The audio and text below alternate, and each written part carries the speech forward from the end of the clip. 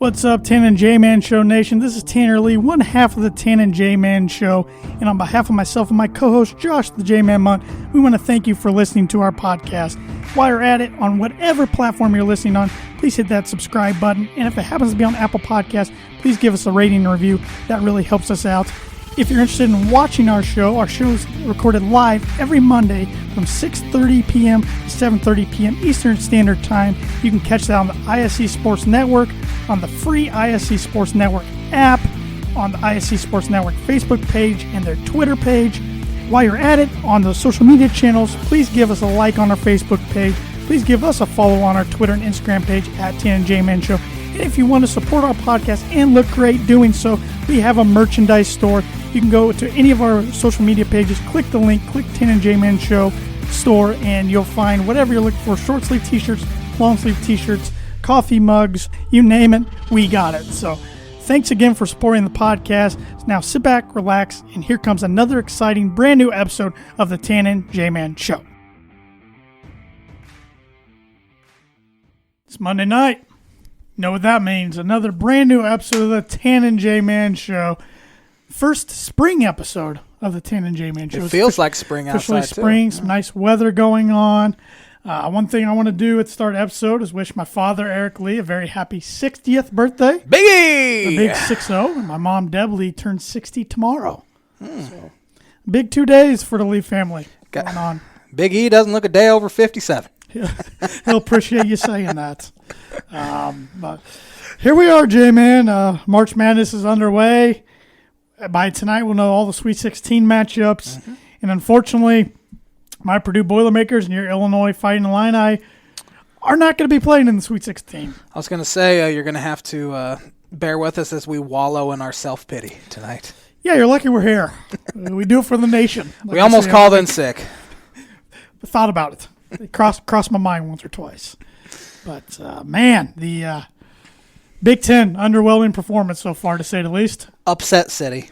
Yeah, we should have known this tournament was going to be crazy because this is the craziest college basketball season we've ever seen to this point. So, yeah, first time ever there have been 4 seeds or 4 teams that were seeded 13 or lower all make it to the round of 32. Yeah, it's like I enjoy upsets, but this is almost overkill.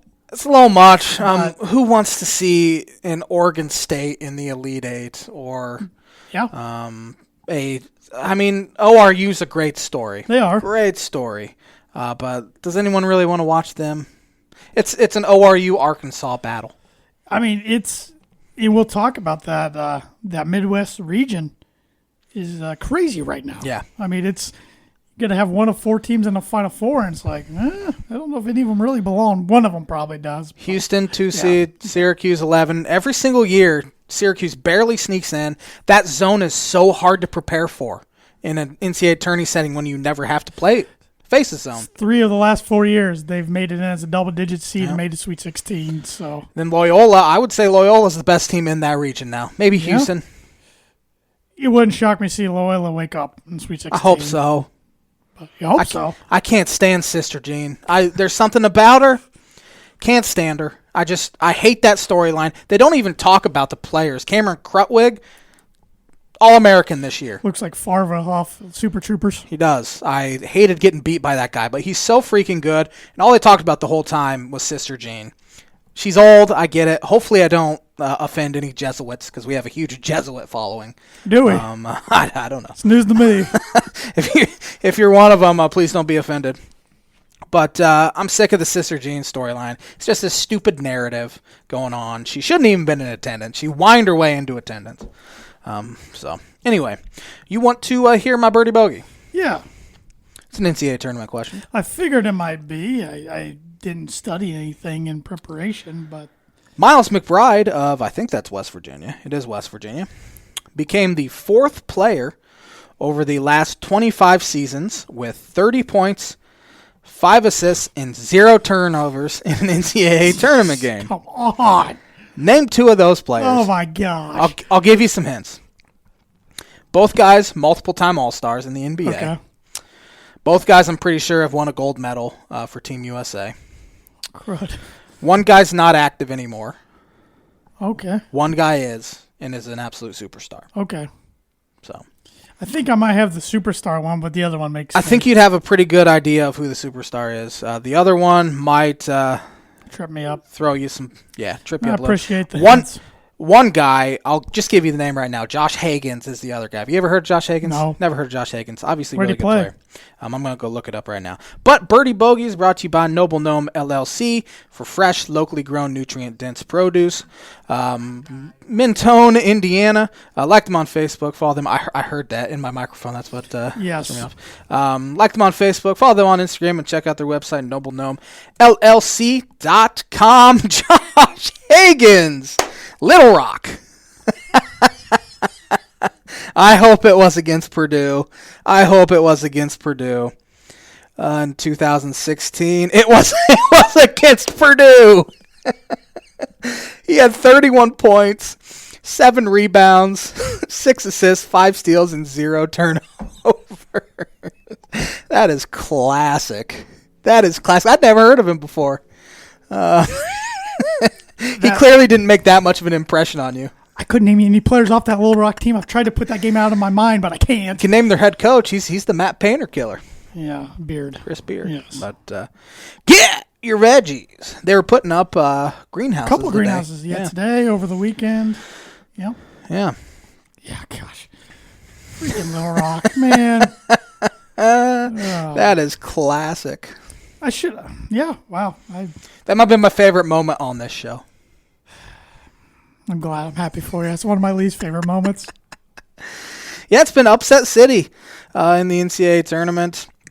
I mean, you look at, as we talked about, ORU beating Ohio State in overtime. That started it. I mean, Ohio State, I thought they were such a great basketball team. Then they just get tripped up.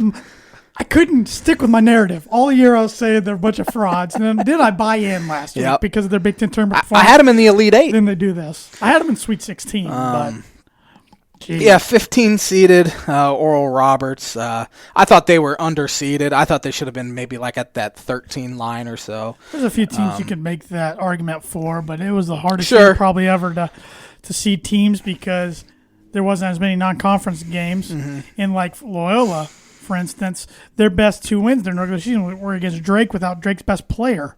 It's like, how do you evaluate that? Right. And they had a few losses against teams that didn't make the NCAA tourney, and they only played against a couple NCAA tourney-worthy teams in the off season or the non-conference. But their play showed they're better than 8.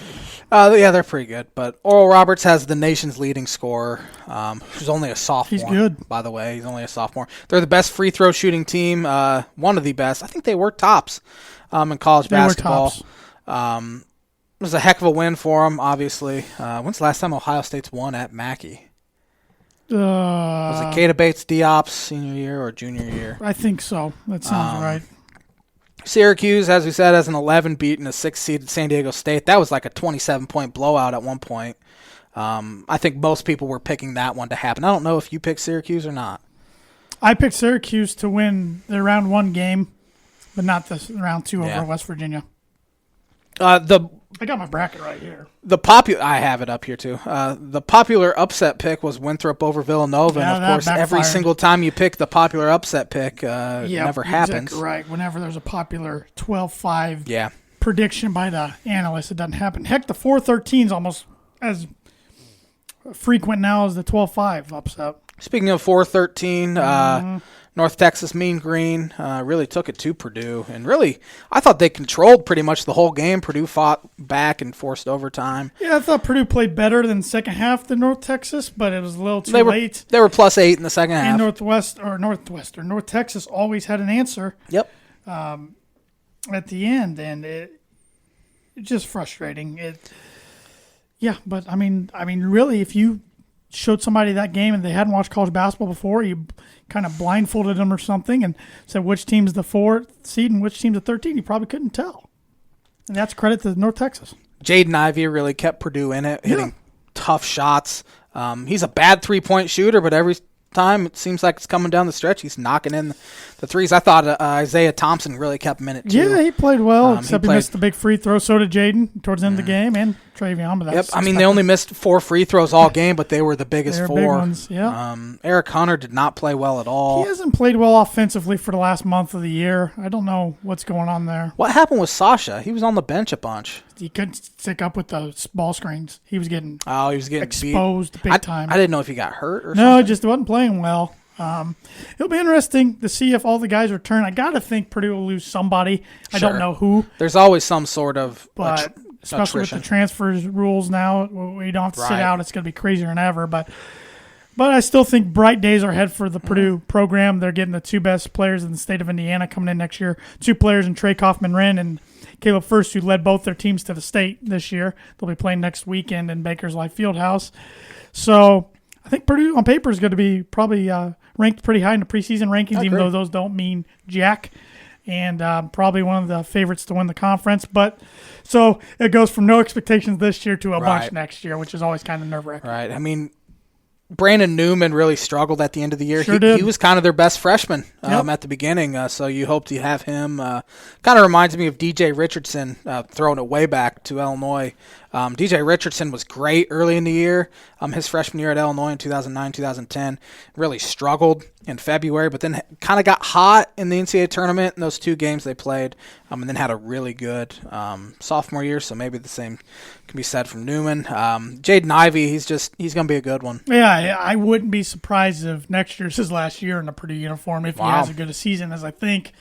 Maybe then he goes. I don't know. He reminds me of a younger, little different Io DeSumo, really. I mean, they got some characteristics the same, but yeah, I hate anyone comparing anyone to Io DeSumo because I don't think you can. So I take offense to that. That's okay. But yeah, he's 6'4". He needs to shoot 1,000 3-pointers. Yeah, I'm sure he will. A day. He doesn't need to shoot as many as he does. That's the thing. He just needs to drive. Yeah, because he's a good finisher. He'll just get stronger. He looks like Io in even the face, and he has kind of the same hair. Different players, obviously. Trayvon Williams could be preseason Big Ten Player of the Year. Could be. Depending on if Kofi Coburn's back or not. But I would be surprised if he's back, I guess. But I would actually be surprised if he leaves. Okay. At this point. But haven't heard rumors either way. 50-50 toss-up. Anyway, my internet is going bad, as it usually does during this show. But yeah, we had Oregon State blowing out Tennessee. Yeah, Rick Barnes' squad really woke up towards the end of the year. They struggled. But Oregon State was a team that wasn't going to make the tournament until they won the Pac-12 tourney. Talk about conference that's overachieving, the Pac-12. Yeah. And the Big Ten is severely underachieving. I mean, if it's up to Michigan and Maryland at the time of this recording to see if the Big Ten can stay alive. If they both lose, the Big Ten doesn't even get a single Sweet 16 team. You've been calling it for like 2 months. You said you could see 3 teams in the Elite Eight or everyone put out by the Sweet 16. It's really starting to play out that way. And, a good friend of the show, Evan Webb, kind of had a question for us. Why is it that the Big Ten's going on a drought clear back to 2000 of Michigan State of not winning national championships? And I mean, they've got there a lot of times, but can't finish. But this year, it looks like they're not even going to be close. And what's your guess? I mean, it's a culmination of things. I think, for one, there's been some bad luck. I mean, Purdue losing to Virginia, that was incredibly unlucky. To have a perfect pass by Kihei, I think his last name's Clark, to... Ryan Klein had to miss a free throw, which he did, and then they foul, and the kid hits the first one, and the second one doesn't get boxed out and gets tipped back. I don't even go over it anymore, really. Yeah, I don't blame you. But there have been 18 national championship games since Illinois, since the Big Ten won their last one. 7 Big Ten teams have played in it, and they've all lost. So I think a little bit of bad luck. You were saying before the show that it could be Big Ten just beats up on each other throughout the year. They play different styles than a lot of these Pac-12 or ACC or SEC. Small schools. Or even small schools. And maybe that has something to do with it, just conflicting styles where it's not really set up to win in the NCAA tournament. Honestly, coming in, I thought Illinois had an NCAA tournament-proof team because not many teams throw the ball down low like that. And, credit to Loyola. They really stopped Io DeSumo in their guards yesterday, and Illinois had no answer. So I don't know if the Big Ten just doesn't have the athletes to hang. It seemed like a lot of their guards got exposed. They did.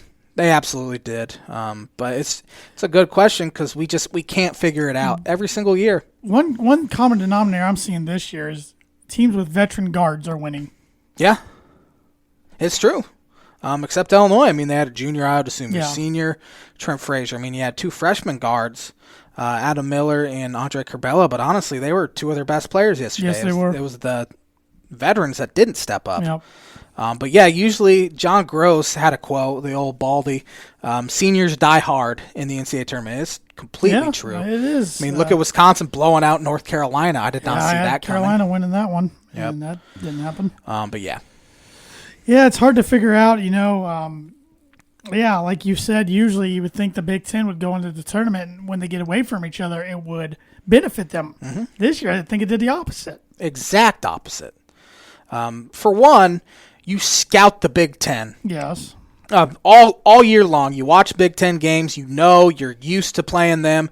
Then you play a team, really any of the teams that these teams have played, especially after you win the first one. You only have one day to prepare for that next team. Maybe that has something to do with it as well. They don't prepare well quickly against teams like that where you have all year to prepare essentially for Big Ten opponents. I feel like we're actually handling the losses pretty well. I don't think the message boards of our fan bases are handling it quite as good as you and I. But. I'm just pretending it didn't happen and not thinking about it again. This tournament's gonna have an asterisk on it anyways. It sucks because this is you have a once in a generation type guard.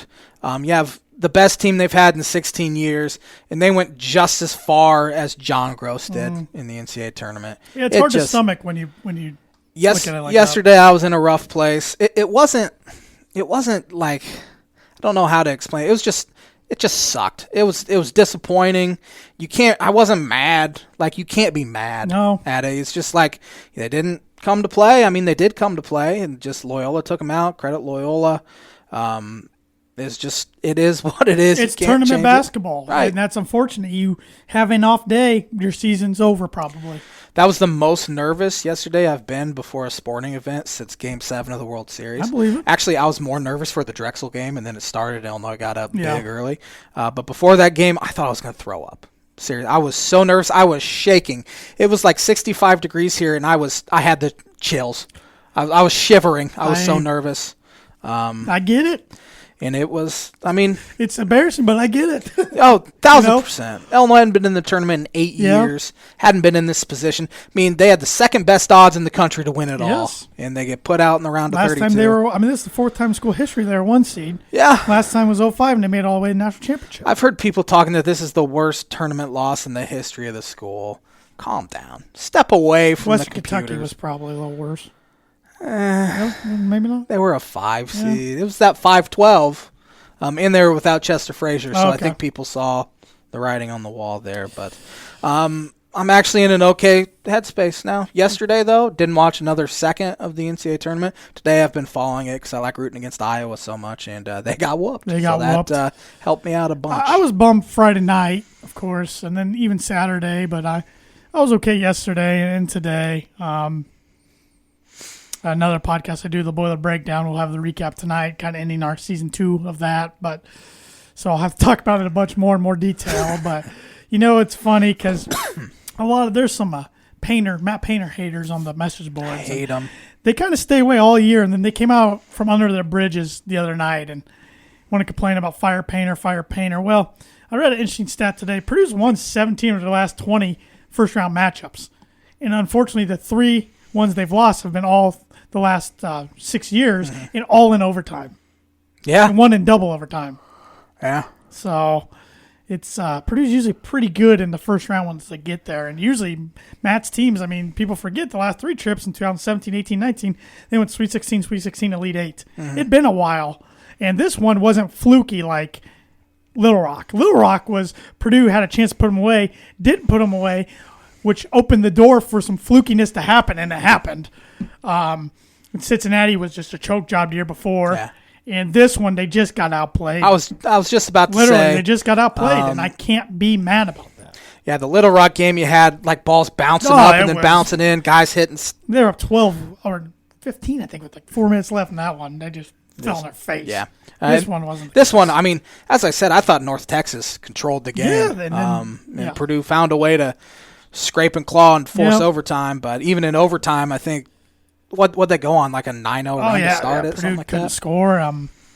It was kind of like the Ohio State game the week before. I was feeling great going into overtime because you claw back and then you just fall flat once overtime begins. And this Purdue team, looking back, it's interesting because they beat Ohio State twice, but both times Ohio State were missing key players. Mm-hmm. I don't know if they had a really great win all year. Don't think so? I mean, they beat some 30 teams, but I mean, they lost to the big boys like Illinois, Iowa, and Michigan. They only played them once, but they lost to them.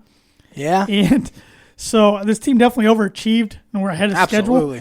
But it's just interesting. It was just my goal for them was to win one game. Literally win one game. Everything else is gravy. So it leaves a sour taste in my mouth. But hopefully these guys, because they're not losing any seniors unless somebody transfers or happens to jump pro or something.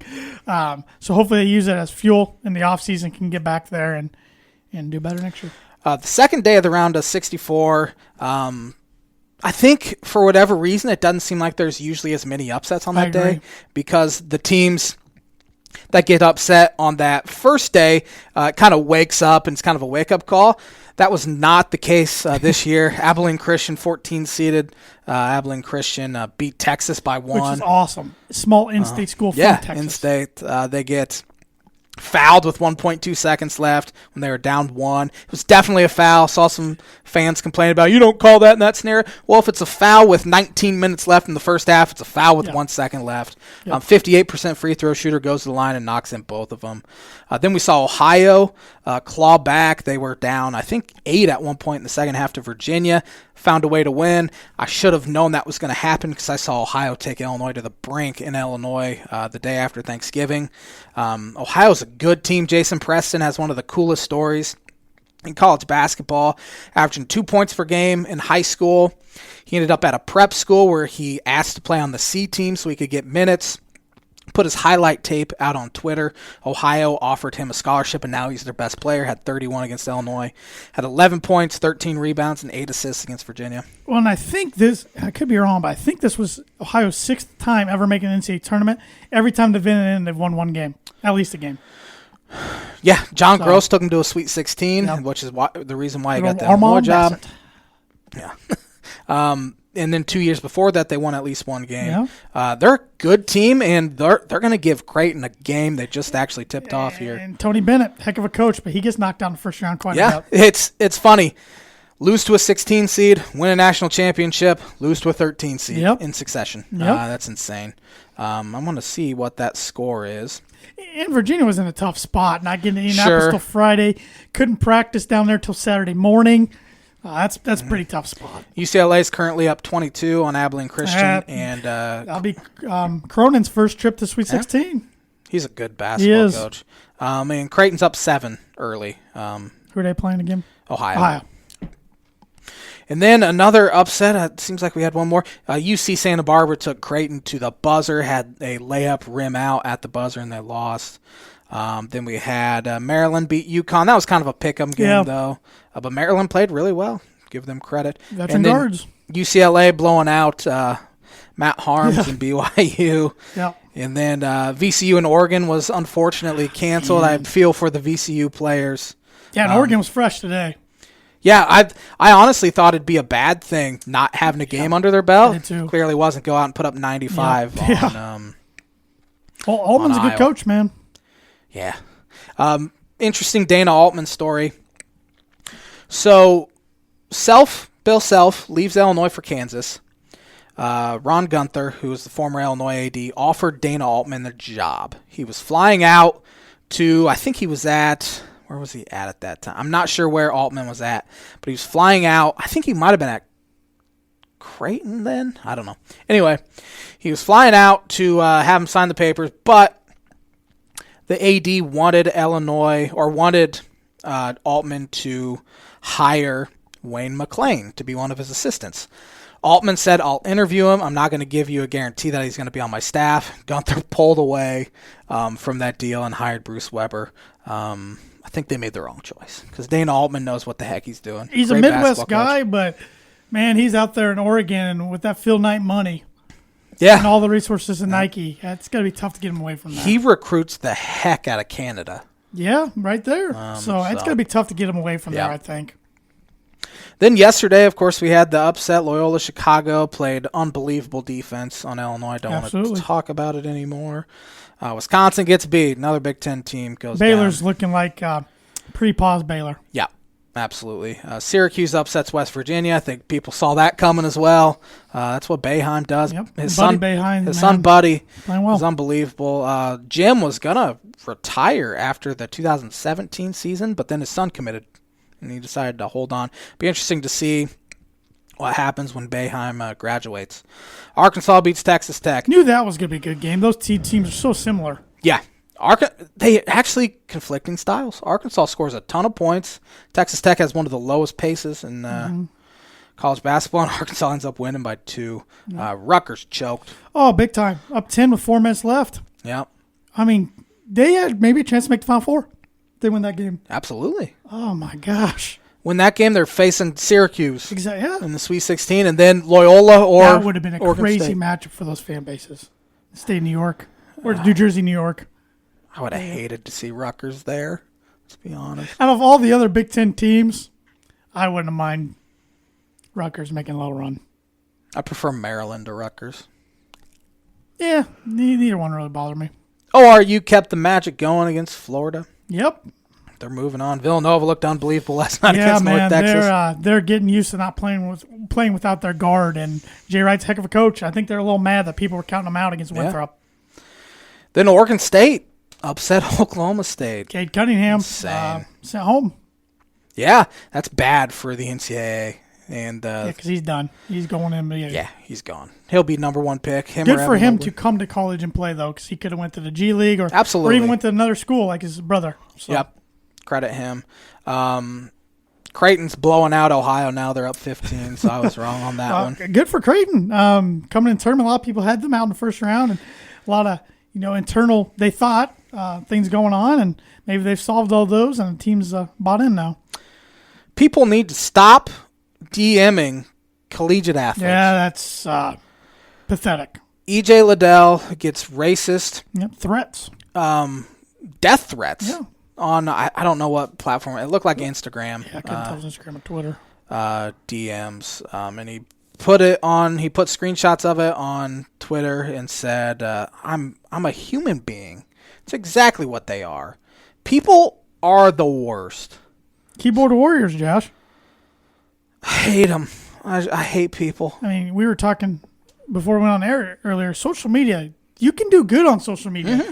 There, you can spread a lot of positivity and good things on Facebook, Twitter, Instagram, Snapchat, TikTok, whatever. But YouTube, but people use it so wrong. Absolutely. Negativity to criticize, to complain, to troll people, whatever it may be, and it's just toxic at times. It is, and you're sending threats to a 19, 20-year-old athlete who's not getting paid, for one, which is another issue. Just because he missed a free throw. And same thing can be said about message boards, too.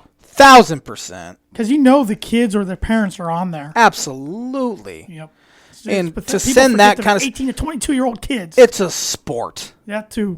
It's a sport. Sports are supposed to be fun. Your team loses. It's not fun. There's no reason for you to get on and send hateful messages to these players, even if they're professional athletes who get paid millions. Absolutely. No reason for it. Well the Ohio State athletic director said he's going to get the authorities involved. I'm glad. Yep. I'm glad. Arrest them. Those are death threats. It's probably a 35-year-old that lives in his parents' basement that's never made a basket in his life. Remember when that one bad review said we still lived in our parents' basement? Yep. This is my basement. My house. This is my house. Log off. When your team loses, when you win, you say little. When you lose, you say less. My mom always used to tell me that. To log off. What'd I do? My mom always used to tell me, you win, you say little. When you lose, you say less. Cindy's a smart lady. Log off the sites. You know what I did the other night? I stayed away from the message boards till yesterday. I even stayed off Twitter for a while. I think my new rule when my team loses a heartbreaker is 48-hour rule. That's a smart I give myself 48 hours before I say something going there. And I'm not saying I'd do any hateful messaging. Absolutely not. Before I tweet something just stupid about my own team, I'm going to give myself 48 hours to kind of calm down and get my thoughts processed. I like that rule. I'm going to have to try that rule. Yeah. Cubs season's about to start. Yeah. So. I don't have 48 hours. Do you want to go through and pick some of the rest of the games tonight? Sure. And Might as well. Sweet 16 matchups that are already set in stone. Yep. LSU and Michigan tip off here in about 10 minutes. Who you got? Give me LSU. I'm right there with you. I'm rooting against every Big Ten team left. Why would I pick a Big Ten team right now? No, I assume no Isaiah Livers again tonight. Nope. LSU can cause some havoc. They have Christian Watford's little brother, Trendon. You know, I didn't know Will Wade was still their coach. I thought he got fired for some reason. He should have. Oh, yeah. Or so at should least have Sean Miller. He's cheated. Come on. Really good matchup here. Colorado and Florida State. Colorado couldn't play any better than they did the other day. I got Leonard Hamilton, the boys in the Elite Eight again, and I'm going to hate this, but I'm picking Florida State. Florida State's 1-point favorites. Colorado, McKinley Wright, their point guard. He had 13 assists and 0 turnovers on Saturday. Florida State in the Final Four. Changing my mind. I'm going Colorado. If Florida State would have lost the other day, I was going to go on Twitter and say, no matter what seed Florida State is next year, even if they're a 1, I'm picking them to lose in the first round. Wizards burned me too many times. I was going to say death, taxes, Florida State burning me and Tanner in the every NCAA year. tournament. And I'm like, I like their draw. Late tonight, we have Maryland and Alabama. Alabama 6-point favorites. I got Bama in the Final Four. I'm sticking with Alabama. I'm sticking Alabama too. Maryland, good team, not as good as Alabama. Really good matchup here. I thought Eastern Washington was going to get Kansas on Saturday. They got up 9-0, but Kansas ended up being too much for them. USC, Kansas. USC is 1-point favorites. Yeah, Tanner was taking over the other day for Eastern Washington. Yeah. Man, he could shoot. The Lumberjack. Then their coach got the Portland job today. I don't know if that's a step up or not, but he took the Portland job. Portland University, the Pilots. Portland is in Gonzaga's conference, so yes. I don't know if I would assume that would be a probably step up from the Big Sky. Yeah, it probably is. I got Kansas winning this game to go into Sweet 16 in my brackets, so I'm going to stick with the Jayhawks. I'm going USC. Evan Mobley matchup nightmare. Give me USC. USC's got a player. I don't know how much he plays, or at least. I watched Last Chance U this basketball season, and one of their players went to USC. So. Spoiler alert. Yes. Well, yeah, I guess that was kind of a spoiler. But the Sweet 16 is all day Saturday. I like that, yes. At least for one of the sides. Oregon State, Loyola. Give me the Ramblers. Loyola is a 6.5-point favorite. I agree. I think they're going to go to the Final Four again. Villanova, Baylor. Baylor's 6.5-point fave. I got the Bears as my runner-up in the national championship. I think they're playing really well. I think Nova's playing well. I think this will be a good game, but give me Baylor. Give me Baylor as well. Oral Roberts, Arkansas. The Cinderella, the slipper doesn't fit this time through the Sweet 16. Give me Eric Musselman in Arkansas. 100% agree. Syracuse, Houston. In my Tan and J-Man show bracket, I got Samsonite in the Cougars going to the Final Four. I'm sticking with it. I think they fight through the zone, and they're the best offensive rebounding team in the nation. So give me the Cougars. I've grown to hate Syracuse just because almost every sports writer went there. Yeah. And one of my favorite Dolphins sports writers, Adam Beasley, Miami Dolphins, went there. And he tweets about Syracuse constantly. Yeah. I also don't like Syracuse because Alan Griffin's on the squad, and I hate that he's in the Sweet 16. And I bet he's loving it. He's in the doghouse. He scored 2 points yesterday, 3 points yesterday. I bet he's loving that. I'm sure he is. Former boys are out. I mean, he had so many off-the-field issues, I guess. Off court. Yeah, I know. I want to take Syracuse, but I can't. I'm taking Houston. I want it to be different. Sunday, I don't know if any matchups are set yet. Nope. No matchups are set. I got Gonzaga, whoever they're going to play against. So they would play Creighton if the score holds. Yeah, give me. I don't see Gonzaga losing. I don't either. You? That's what my bracket says, and every bracket I filled out. Yeah. So, man, it's crazy how quick the NCAA tournament goes. It comes and goes, blink of an eye. Look forward to it all a year. UCLA is taking it to Abilene Christian. That magic is gone. They're up 23 with 5 minutes left. Yeah. Real quick, before we end our college basketball talk, we didn't get to it last week, but Indiana fired Archie Miller last week after 4 years. It's been a week now, and no coach has been announced. A lot of potential names out there, but what do you think, and what direction do you think they should go?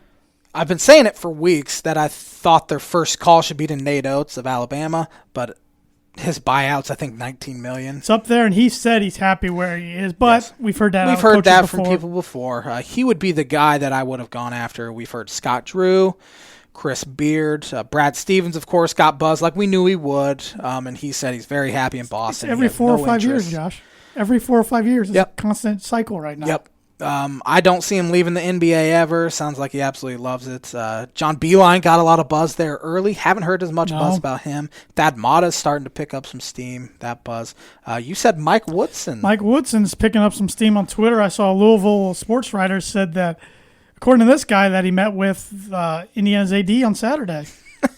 And he said he didn't want to talk about the IU job right now. That's what he told the media. So I think Mike Woodson would be the most hilariously bad hire in the history of Indiana athletics. I think if they're trying to go with an IU guy, and Alford's come out and said he's not interested, which tells me that IU wasn't interested in him, like they never really are when their coaching searches happen.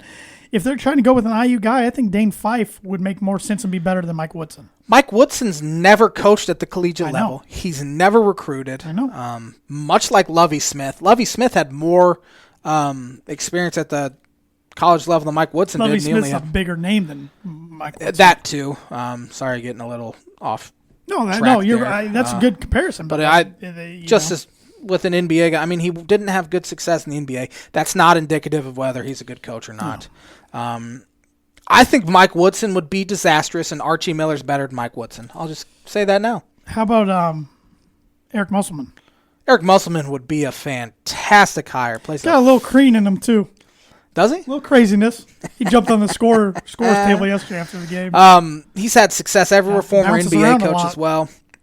He was the head coach of the Sacramento Kings for 2 years, Golden State Warriors for 3 years. He was a LSU assistant. Had great success at Nevada with those good teams. Took him to the Elite Eight 1 year and lost to... Took him to Elite Eight? Oh, Elite Eight or Sweet 16? Sweet 16. It might have been Sweet 16. They lost to Kansas State or Loyola. It was one of those years. It was Sweet 16. 110-34 at Nevada. He's 44-18 at Arkansas. Well, he's got Arkansas in their first Sweet 16 since '96. Yeah, fun brand of basketball. They score a lot of points. I think he'd be a home run hire. He's only 56 years old, which I know he's older than Thad Matta. Thad Matta looks a lot older. Yeah. It'll be interesting. See where they go. Who would you think they should? I think Musselman makes a lot of sense, but I don't know. I don't know when it comes to these coaching searches. There's always a lot of moving parts. Loyola head coach Porter Moses. I've been saying Dane Fife the whole time just because I have been. A big name now because of how well they've... I mean, he's took them to a Final Four, and now they're in the Sweet 16 He's a big again. city guy, though. He's a guy that is very comfortable at Loyola, and I don't see him ever leaving. He can build them into a new Butler. Absolutely. Because look at the Butler job. Stevens built it to what it is. Holtman did pretty good there. Lavelle Jordan's struggling. Yeah. Say their job comes over after next year. How appealing of a job is that? Butler? They're in a nice conference now. It's in the Big East. And it is a basketball school. They don't have football to compete with. Basketball State. But, I mean, would it be enough to draw like a Thad Matta who's coached there before? If Thad Matta were to come back, I think that'd be a good landing spot for him because I think it's less pressure than Ohio State. He's coached there before. Yeah. People love him there. He's a legend there. I think that would be a landing spot for a guy like that. I don't know what kind of name they could draw. I don't think they draw a big name by any stretch of the imagination. But it's interesting because, I mean, we'll never take away their national championship runner-ups back-to-back ever, but that was a decade ago. That was a long time ago. When's the last time they've been to a Sweet 16? I don't think they have since. Yeah. I could be wrong. Maybe Holtman got there once. But they were 10-15 this year. It's just kind of like when it comes to these recruiting kids, like what have you done in the last 5 years? That's kind of what They were in the Sweet 16 in 2017, lost to North Carolina. All right. And that was Holtman's last year. Okay. So yeah. Yeah. So we'll see. Yeah, I just don't know what kind of job. Laval Jordan's got him to the NCAA tournament his first year as a 10 seed. They probably would have been in last year. They were ranked 23rd when everything They lost shut down. Purdue in his first year as the 10 seed. Yes, that's right. I remember that. So, yeah, Thanks that's an to interesting the one. I would Midwestern say Cowboy. I don't know if Laval Jordan will be on the hot seat right now, but he should be on the hottest of seats heading into next year. Mm-hmm. It'll be interesting to see who Indiana gets as their next head coach. He'll be their, I believe, their sixth head coach tonight, I believe. This will be the J-Man's Book of Prediction of the Week. They will hire a head coach by next Monday. Unless that coach is still in the NCAA tournament, which we don't know. He could be. Eric Musselman could be. That's another thing. Nate Oates, maybe they'll surprise us. With Stevens is if they were going to wait on him, say that Boston makes playoffs, you're waiting until June. Yeah. Make a head coach. You missed the recruiting period, which the transfer rule is going to make up for a lot of recruiting anyways. But that's when Chris Holtman was hired by Ohio State, though, because remember Thad Matta retired. It was like shortly after Memorial Day or sometime with his health around that time. Which that's going to be the big thing if he wants to get back into college coaching, his health. Yeah. So, J-Man's Book of Prediction of the Week is brought to you by Indiana Farm Bureau Insurance Agent Travis Watchering for life, home, auto, renters, business, workers' comp, and farm insurance. Contact Travis at 219-869-4561. His email is travis.watchering@infb.com. He also has an app you can download, and he can sell insurance in Ohio. So, any Ohio members of Tan and J-Man Show Nation, give old Travis Watchering, big Ohio State fan. I'm sure he's in mourning with us as well. I was going to say he's wallowing in his self-pity as well. Yep. Give him a call. Most of the Tan and J-Man Show Nation is because I presume a lot of Not listeners are Big Ten fans. Honestly, the Indiana fans are probably the ones most excited right now because they didn't have to watch their team lose in the NCAA tournament, and they'll have a new coach here hopefully by next Monday. So but it's been since 2016 since they made the tournament, so... Coaching searches are fun, though. 16? 16. Yeah. 16. Yeah. It's been 5 years. The coaching searches can be fun. They can be stressful, too, which is crazy to think why we all get stressed out about them because we can't do anything about it. Can't control it. I think that's why we get stressed out because we can't control it. Yep. So. You ready to get educated? Always am. I don't know if I can get any more educated. All right. Let's see here.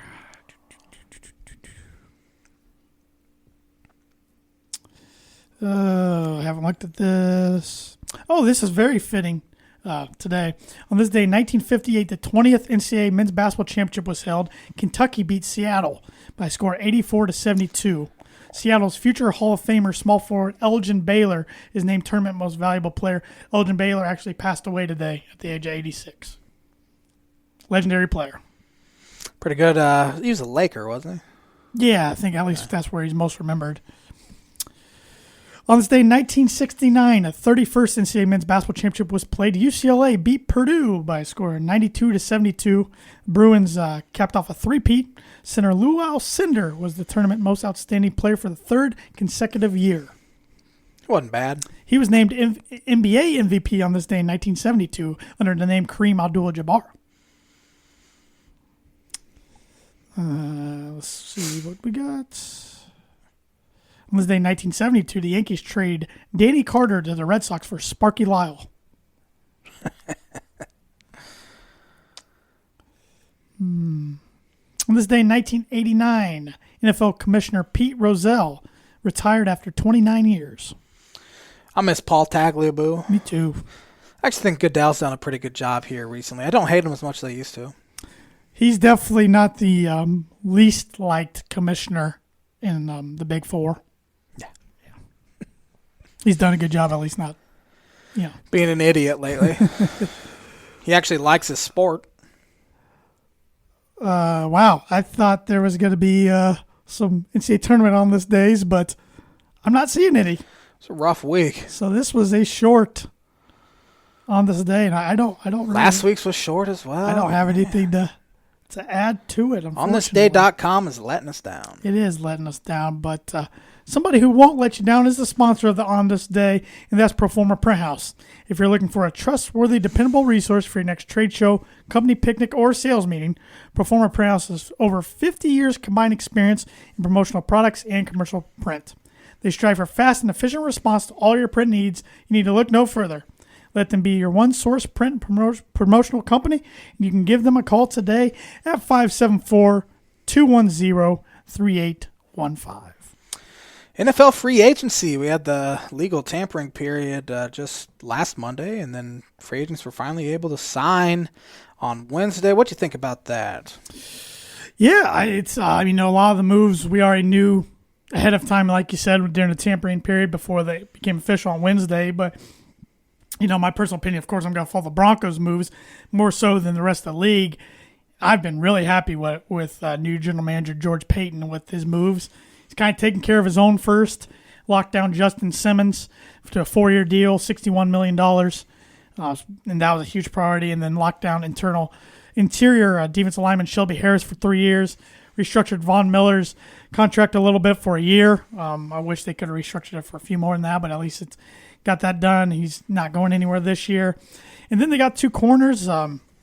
Ronald Darby from the Washington football team, 3-year, $30 million deal because they cut A.J. Boye for his performance-enhancing drug suspension.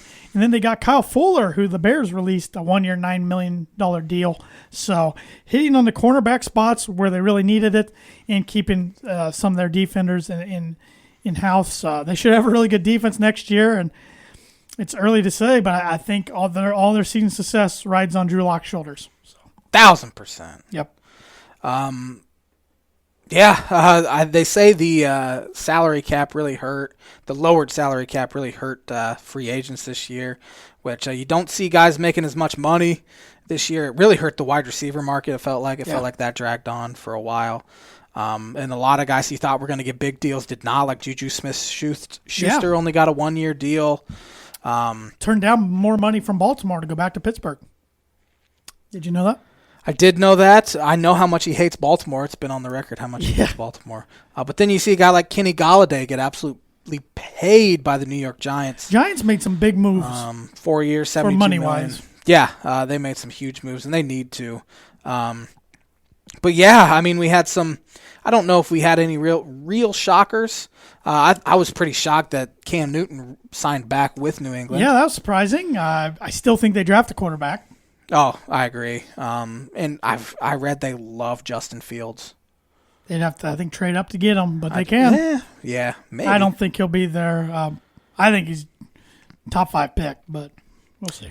New England took a page out of other teams' playbook and spent a ton of money. Spent early. Spent heavy. They went after probably the 2 best tight ends on the market, Yep. Jonnu Smith and Hunter Henry. Good old Josh McDaniels, I'll call him by his right name on this podcast. He's got to dust off his old playbook that he used to use with Gronkowski and Aaron Hernandez. Yeah. Hopefully one of those guys turns out a little better than Aaron Hernandez. You said it, not me. I was going to leave that one be. But yeah, then Kyle Van Noy re-signed with them, signed back with them after getting released by the Dolphins. Ted Karras got released by the Dolphins. He ends up signing back. So they're gonna get back. 8 guys. What was it, 8 guys who held out due to COVID? Yeah, I forgot they had right in the mix again. Had a lot of guys. It's still their quarterback was so bad. You're right. Last if he year. Plays like he did last year, they're not going to. And he's back. Yeah. So I do not know. The Bears look like they went from trading for Russell Wilson and signing Trent Williams to signing Andy Dalton instead. I got to give the Bears credit. They tried to get Russell Wilson. That doesn't matter. Pretty big package. They didn't do it, though. If I'm a Bear fan, it is what it is.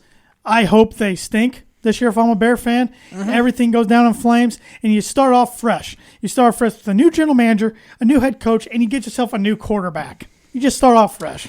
Ryan Pace might be the worst general manager in the NFL right now. I'm not even trying to be hyperbolic. That dude trashed their salary situation, their cap room, their cap space, and now look, they ended up doing nothing. They got substantially worse, I think, this offseason.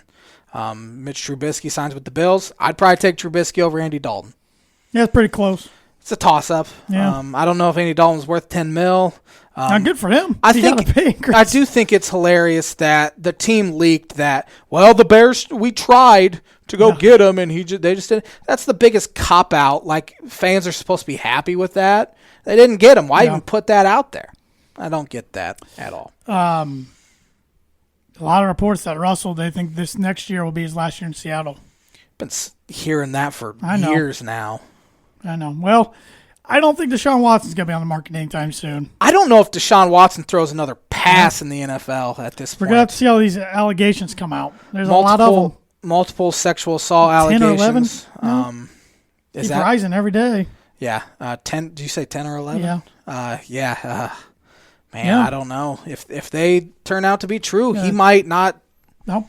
He might not even be a free man. I mean, I'm sure teams are interested, but they're going to stay back until this gets the truth comes out, one way or the other. And, absolutely. And the Texans, they signed Tyrod Taylor, and they made a trade for Ryan Finley. Yeah. Texans are going to be bad, man. They're going to be really bad. Tyrod's a solid quarterback. Yeah. He can start in the league, but again, he's not nearly as talented as Deshaun Watson is. And, they're going to be one of the worst teams in the league. And we could have told you that when Lovie Smith was hired to run their defense. The Chiefs boosted their offensive line. I wasn't sure what they're doing when they released Fisher and one of their other tackles, and they signed 2 big ones. So I saw Kyle Long is back in the NFL after taking, I don't know how many years he took off, 1 or 2. I think 1. They signed him to a 1-year, $1.5 million. They were interested in Juju. Didn't get him, but they were interested in on him. It was evident in the Super Bowl that they were in desperate need, and really all season they were in desperate need of offensive line help. Mahomes was running for his life, and he was hurt as well. He had turf toe for a majority of the second half of the year, and they needed to get him help because you got to keep him healthy. You got to keep him upright. Colts re-signed Xavier Rhodes. Yes, yep. They have not re-signed T.Y. Hilton yet.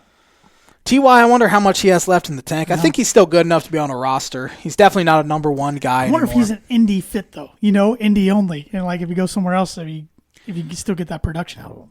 Yeah. I don't know. I don't really know the other moves the Colts have made. Of course, they traded for Carson Wentz. We talked about that a few weeks ago. T.Y., he has 1, 2, 3, 4, 5 career 1,000-yard receiving years. He had 762 yards this year. He's only 640 yards away from 10,000 in his career. That's a pretty dang good career. He was a favorite target of luck, that's for sure. But he's 31 years old. Maybe the Dolphins, who knows? They signed Will Fuller to a 1-year he's a speedster deal. He was having a great year till he got suspended, and he still has to serve a 1-game suspension. There's just one now. But he was having a great year. If he can stay healthy and out of trouble, he'd be good pick. He'll be a good pickup for them. It was I love NFL free agency. The NFL draft's coming here in a month. Yeah, we're 5 weeks away, I believe. Yeah, Tanner still has 2 mock drafts to put out. And my mock draft, I don't know when the 2.0 will become. The third one will be the week of the draft. I was going to say, they're going to change a lot now that free agency's over. Yeah, there's already some picks in my mind that I'm not following through for my first one, but we'll see. And I said last year I hit on 16. I hit on 11. Of the picks last year, of the 32 in the first round. They were all in a row to start. But most of the experts had 7 or 8 right. I got 11. There's 11. I've been saying 16. Not a problem. I hyped myself up a little too much. I think that's going to do it for NFL free agency. You got some word association? I do, but before I get to that, let me tell everybody who the Tan and J-Man Show is brought to you by. And one of our sponsors is The Damn Landing. If you haven't had an epic burger, hand-tossed pizza, hand-breaded tenderloin, seafood craft beer, or even a handcrafted cocktail in quite some time, The Damn Landing is the place to be. The Damn Landing is a bar and grill located on beautiful Lake Manitou that focuses on freshness and quality. And, of course, if you're in the mood for some great barbecue and some great steaks, they got the Damn Smoke, which is available every weekend. And you can wash the Damn Smoke down with one of their 16 beers on tap, including a constant rotation of today's best microbrews or domestic flavors or a handcrafted cocktail made using fresh ingredients. Taking the fantastic views of Lake Manitou in their beer garden or outdoor bar area. Beautiful day, spring weather. Beautiful day. It's great to take in. Got the Dan Landing on a Saturday, and when we pulled up, we got pizza and wings, delicious pizza and wings. There were a few people sitting out in their beer garden. What kind of pizza and wings did you get? We got the damn meats, which is meat lovers, it's my favorite, and then we got some barbecue wings. The smoked wings? Smoked wings, yes, good stuff. This makes me hungry just thinking about it. Whether it be by boat or by wheels, the Damn Landing is the place to be, located at 1305 Ewing Road in Rochester.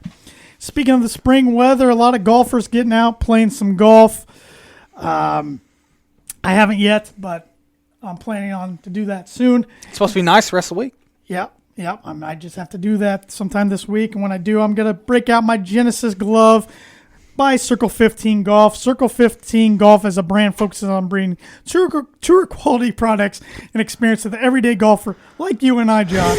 It's built on 25 years of tour experience, featuring the Genesis glove, the most durable and comfortable glove available in the patented Glove Hub, the first and only glove humidor on the market. You can find them and more of their products at circle15golf.com. Listen to that Velcro snap. Extremely comfortable, durable golf glove. Can't wait to get this out on the course and shoot some record lows for myself. Guess what next Monday is? Our Major League Baseball preview show. Yeah. Well, one spoiler, I'm going to have the White Sox at least making the ALCS. I hate that. But we finally get a normal baseball season to an extent this year. Full 162 games. So that'll be fun to preview next week. Speaking of baseball. Oh, nice segue. The word association this week is all Cub players. Oh, boy. Some current, some from the past.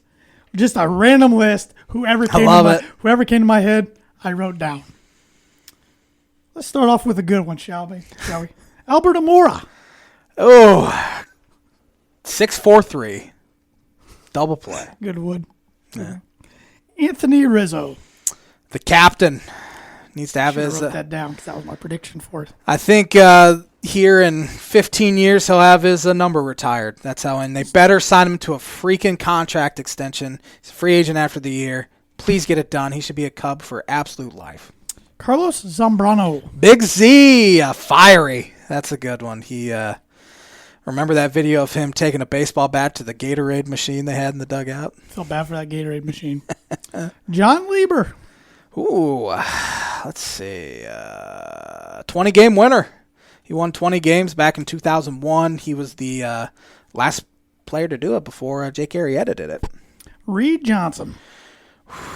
Greatest catch I've ever seen a center fielder make. I'm terrible at doing just one word. You're a lot better at doing one word. But he was spark plug. Pedro Strop. Hats to the left. Good one. Hesop Choi. Hesop. The first thing that popped into my head was when his head bounced off the turf and they had to bring an ambulance in. Do you remember that? Him and Kerry Wood kind of collided. It's awful. Kerry Wood was pitching and there was a pop-up and they both kind of went for it. I don't remember. This is 2003. And they collided and Hesop, his head, he fell and his head smacked on the dirt, and they had to bring the ambulance in from the right field corner and ambulance him off. He was never really the same after that, and Eric Karros was kind of their full-time first baseman going forward. One of the guys that was involved in the Hesop Choi trade, Derek Lee. Derek Lee, yes. Oh, man, D. Lee, I love that guy. That's all I got, D. Lee. Rollis Chapman. Oh, boy. Rajay Davis. It's the only thing I can think of. Nomar Garcia-Pera. Torn groin. Ouch. You remember when he did that in St. Louis, trying to leg out a double play, didn't even get to first base. Sammy Sosa. Steroids. Corked bat. I figured that was one of those two. Mark Bellhorn. Oh, man. Switch hitter. Good one. He hit a homer from each side of the plate in Milwaukee, I remember. Kerry Wood. Kid K. He 20 strikeouts. Mark Pryor. Injury prone. Glenn Ellen Hill. Rooftop. Bomb ski. Bombs away. Corey Patterson. Cameron Screeton. That's where you're going with that one. Our good friend Cam Screeton's favorite player growing up. Chris Bryant. Trade bait. Last one, Anthony Gonzalez. Alex Gonzalez. No, Anthony was the wide receiver in Colts. Alex Gonzalez. Botched 6'4". Good job, J-Man. I was thinking Anthony Gonzalez. Didn't he play for the Colts? He played for the Colts from Ohio State. Isn't he a politician now? I think you're right. And the Word Association segment is brought to you by Rhett Lee, Attorney at Law. Rhett Lee and the Law Office of Andrew Akey, LLC, are located at 206 4th Street in Logansport, Indiana. Rhett provides legal services to the people of North Central Indiana and practices criminal defense, family law, and personal injury. If you need a lawyer who cares about your results and will fight for you, Call him today to schedule a free consultation at 574-722-2221. Anthony Gonzalez is a member of the U.S. Representative. He is a Lebanon. U.S. Representative for Ohio's 16th Congressional District since 2019.